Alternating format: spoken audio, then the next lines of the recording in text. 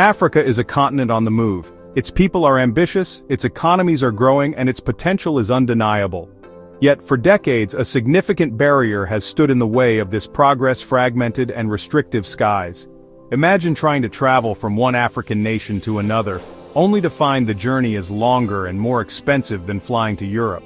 This has been the reality for too many, but a grand vision is now taking flight, one that promises to stitch the continent together like never before.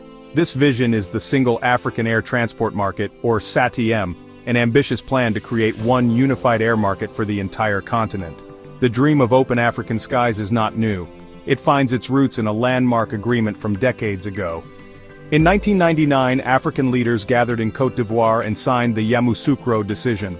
This was a powerful declaration of intent. It called for the liberalization of air transport services between African countries. The goal was to break down the walls that kept nations isolated and airlines grounded. The Yamoussoukro Decision laid the essential groundwork, planting the seed for a revolution in African aviation. It was the first bold step towards a future where flying across Africa would be as simple as crossing a state line.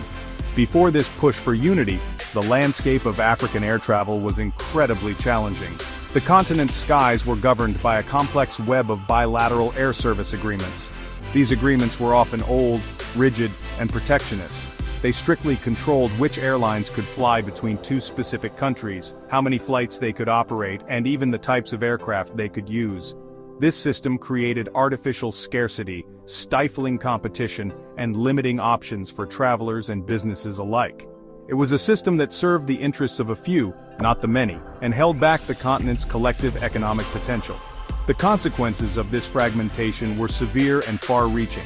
Airfares were among the highest in the world, making travel a luxury few could afford.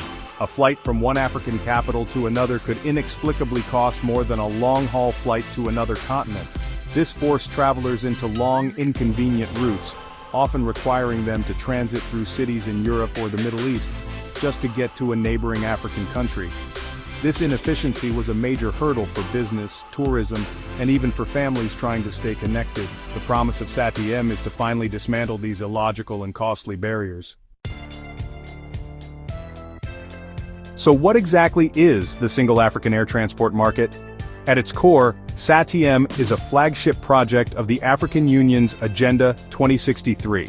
It is a concrete plan to turn the vision of the Yamoussoukro Decision into a working reality.